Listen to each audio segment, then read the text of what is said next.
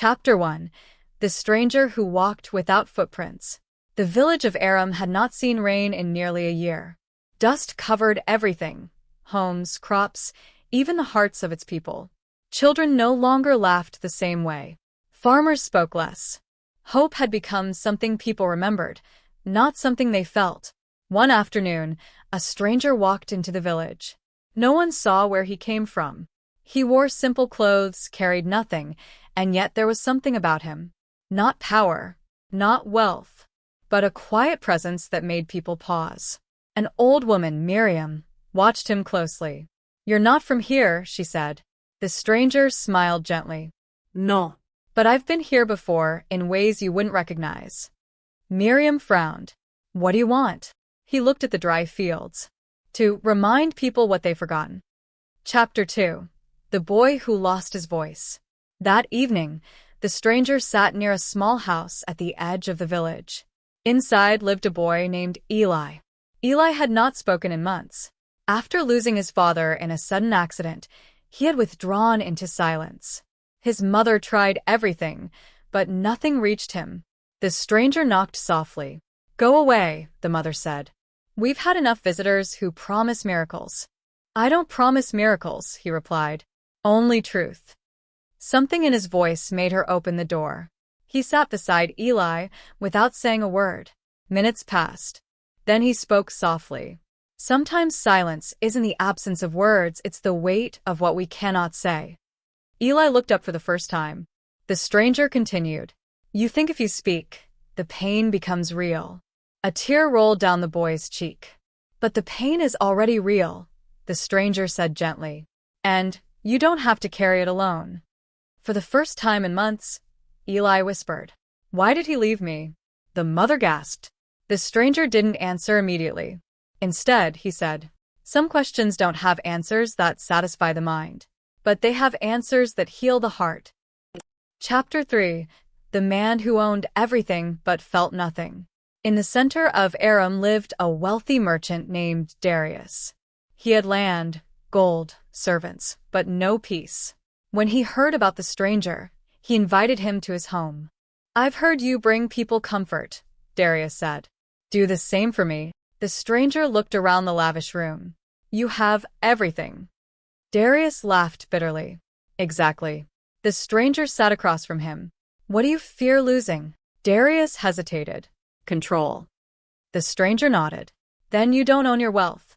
Your fear does." Darius frowned. "What would you have me do? Give everything away?" The stranger smiled. "No." "Just stop letting it own your soul." Chapter 4. The Night of Questions. Word spread quickly. People gathered around the stranger at night, bringing questions about pain, loss, injustice, purpose. "Why do bad things happen?" one man asked. "Why does God stay silent?" another said. "Why do we feel so alone?" a woman whispered. The stranger looked at them all. "You are not alone." Someone scoffed. "Then where is God?" The stranger paused, then said quietly, "Closer than your next breath, but harder to see than the stars at noon." The crowd fell silent. "Why don't we see him?" someone asked. "Because you're looking for power," the stranger said. "But he often comes as presence." Chapter 5.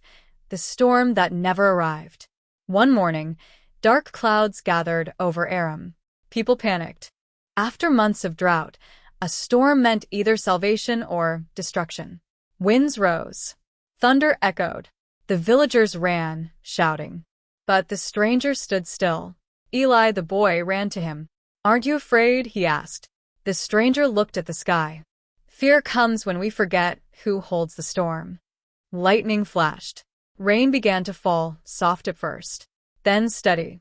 Not a violent storm, a gentle one, the kind the land had been waiting for. People stepped outside slowly, letting the rain touch their faces. Some cried, not because of the rain, but because they had remembered hope. Chapter 6. The Truth Revealed. That night, Miriam approached the stranger again. "You're not just a traveler," she said. He didn't deny it. "Who are you?" she asked. The stranger looked at her, not with pride, but with compassion.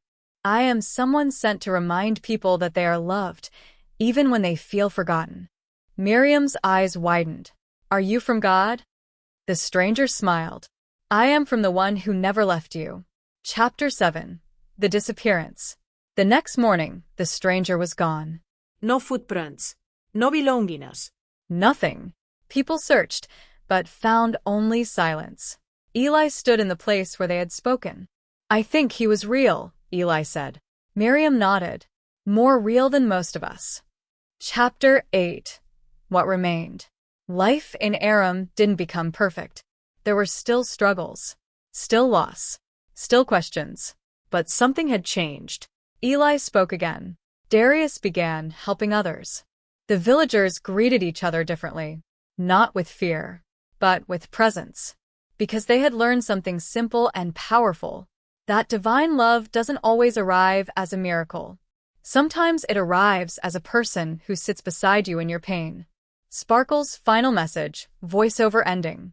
In a world searching for signs, we often overlook the quiet ways grace appears. Not in thunder, not in power, but in presence. And maybe, just maybe, the one we are searching for has been walking beside us all along.